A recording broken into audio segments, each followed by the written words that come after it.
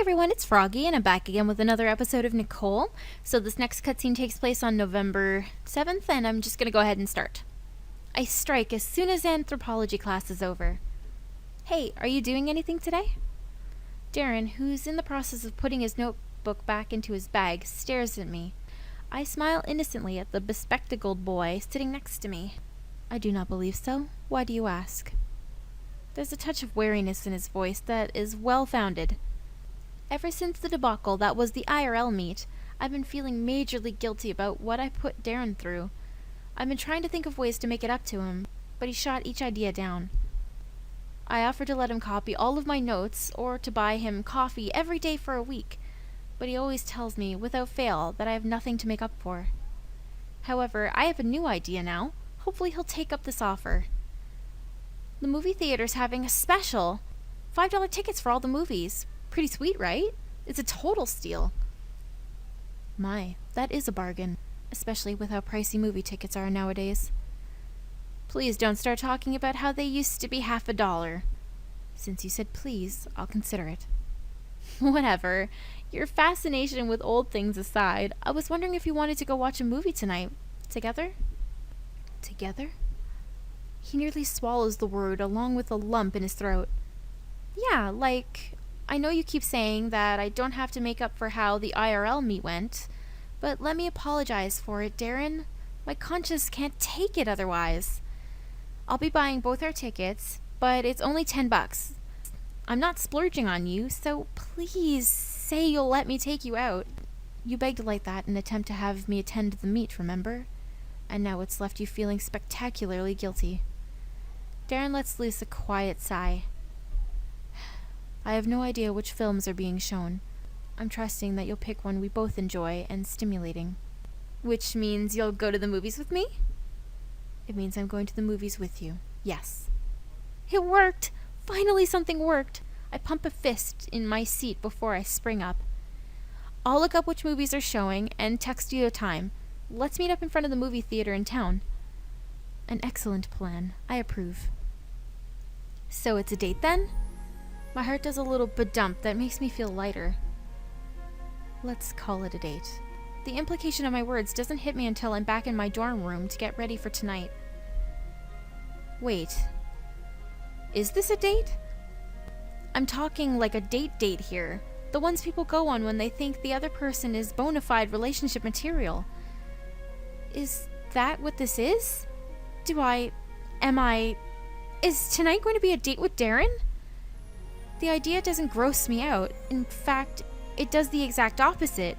The thought of this being a date is super exciting. It's not like Darren's ugly. He's cute. Very cute.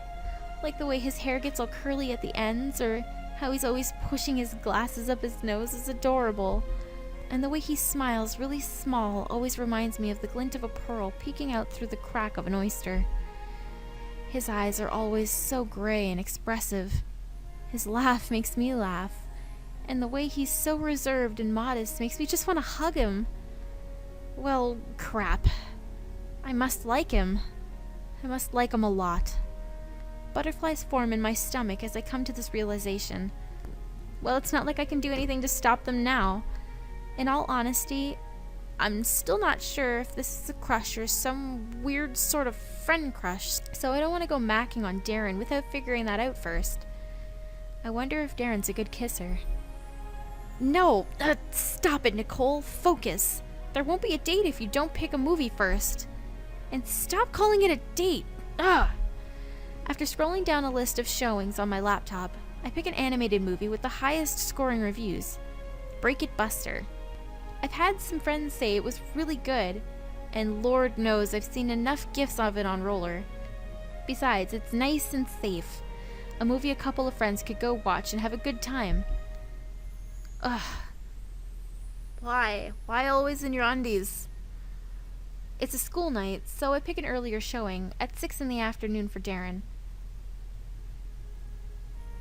After sending him a quick text detailing the time, I get to work making myself presentable for later tonight. Date or not, I'm not going to meet Darren dressed like a slob. No siree. Later at 5:30, I realized in vain that what I cobbled together could be considered a far cry from sloppy and more into "you are being way too obvious" territory. In my defense, I've had this cute pink dress sitting in my closet waiting to be used, and the necklace goes with it. Come on, white's a neutral color, and it's not my fault it's the usual color of faux pearls.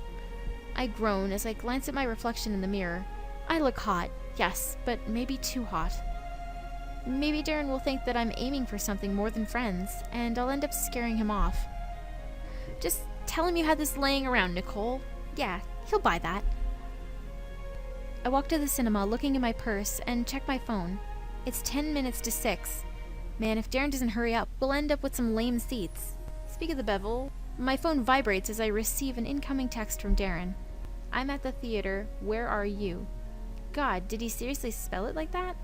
I start tapping at a message and look up for a quick, furtive glance, when suddenly I see him. Oh, he's so handsome. Oh my God. I want to hug him. He's so cute. Darren's down the sidewalk, dressed really handsomely. I haven't seen him in anything that dressy, but wow. I should have known he'd clean up nice. He talks the part for it. I managed to pick my jaw up off the floor and stride toward him, catching his attention for more than a few seconds. Hopefully that's good attention. Please, please, please be good attention. Hey there, handsome. There's a teasing tone to my voice, but I mean that jab way more than Darren probably thinks. Hello, Nicole. Darren nervously readjusts the loose knot of his tie. You're exceptionally pretty tonight. Oh, you know, I just had this laying around. Smooth, Nicole. Smooth. You know, we're both kind of overdressed for a movie, don't you think? Yes, well, nobility in France were known to dress in their finest clothes when attending entertainment venues in the 18th century. Huh, seriously? Darren would know something like that. No, I made that up.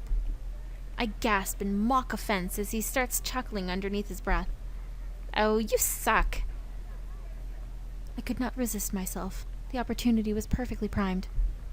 I roll my eyes and cross my arms, but I'm betrayed by my smile, struggling to emerge from underneath my lips. Anyway, shall we purchase our tickets? It wouldn't do if we're late. You mean, shall I purchase our tickets? Remember, you said I could make it up to you. You're not wiggling your way out of this one. I give him a sharp, playful point as I finally head inside the movie theater. I can hear Darren chuckling in defeat right behind me. After I buy us some tickets on the cheap, we head inside the theater and pick seats near the back and right in the middle, perfect for viewing the whole screen. There are other people in there with us, but it isn't packed. Minutes before the movie begins, the lights dim, and the buzz of conversation hovering over the theater dies down as everyone gets ready for the previews. I look at Darren beside me and see him smile from the corner of his mouth. I smile back just as it goes completely dark and the movie theater reminds everyone to turn off their cell phones. Break It Buster turns out to be as great as I thought it would be. It's funny and sweet, and Darren and I have a blast, leaning in and whispering to each other remarks of what we could tell was about to come up. At one point, our shoulders even touched, and I swear that my body jittered from the contact, in a good way. The credits roll down the screen, and the other audience members begin to file out, satisfied with their 95-minute movie experience. Wait, we have to wait. Nicole, I do not think there'll be anything after the credits. Sheesh, everyone knows you wait until the lights come back on before you leave. And on cue, the lights of the theater brighten ever so slightly. I smugly point up. And with that, we can go. The two of us rise from our seats, and we make it all the way to the aisle before I hear Darren gasp in horror. I turn around, seeing him patting his slacks frantically. All the blood has drained from his face, leaving him as pale as a ghost. I lost my wallet somewhere. He's kidding me. What? Are you sure? Did you bring it to the theater? I'm positive I did. It was in case we were to eat afterward. Darren starts scrounging the ground with his eyes as though he's searching for a fast-moving insect. check our seats. Did you have it when we walked in here?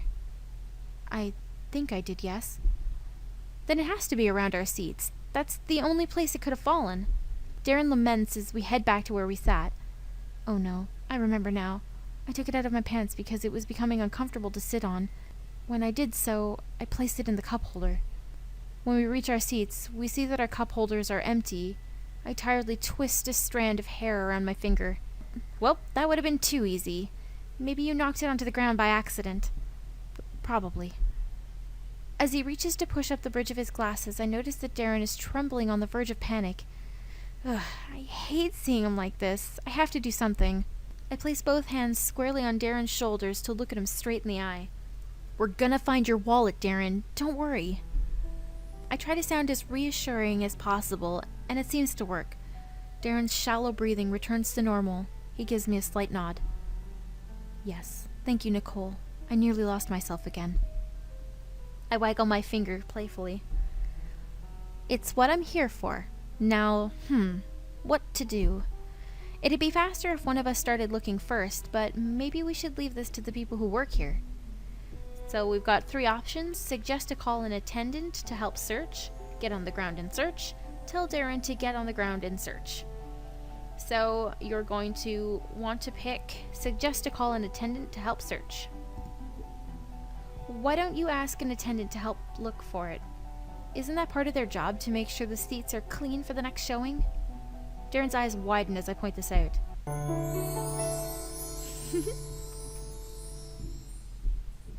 That's genius, Nicole. I will go and do just that. Darren swallows nervously before he goes to find the movie theater attendant. I know it's hard for him to approach strangers like this, but he's getting way better at it. I'm proud of him. After a few minutes, Darren returns, leading back a guy dressed in the movie theater polo shirt. The employee is holding one of those glowing, pointy, red flashlight things in his hand. Was it called a wand? Something like that?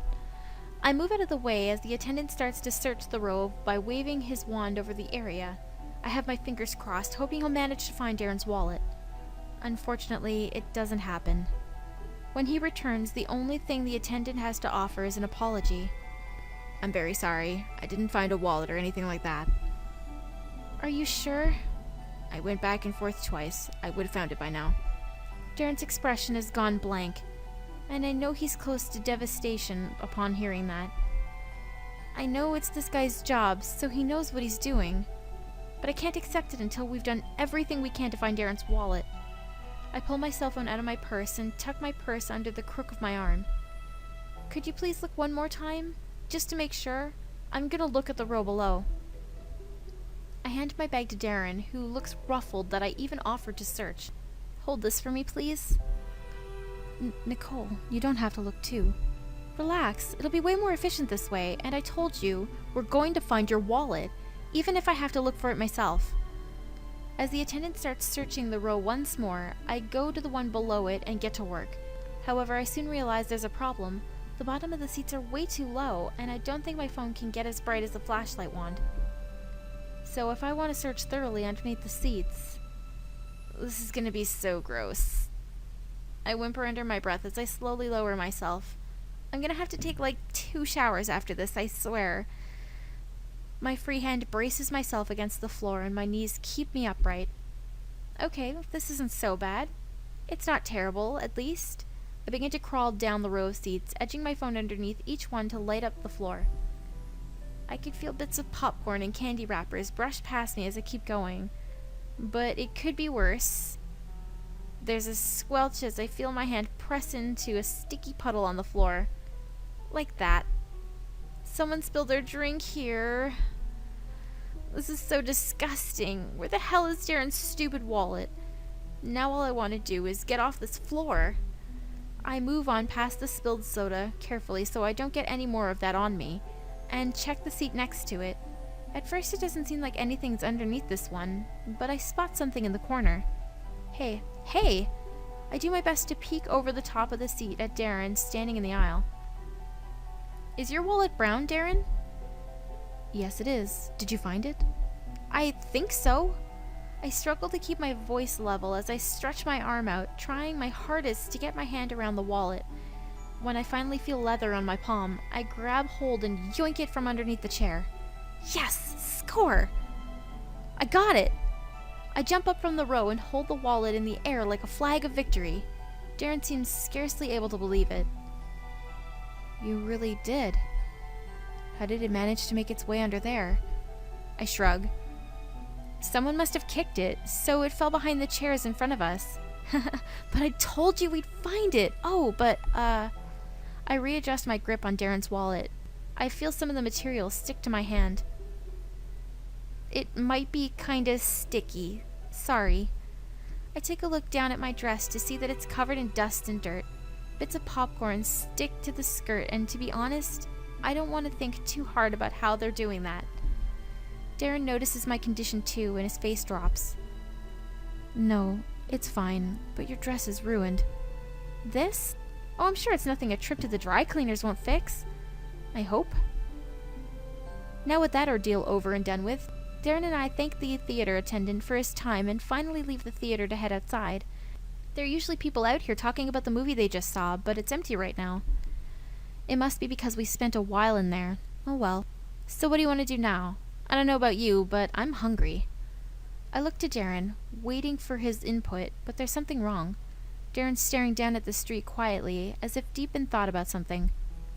Darren? Darren? Darren! Darren finally snaps to attention, and he regards me like I suddenly just materialized in front of him, like some sort of sticky theater ghost.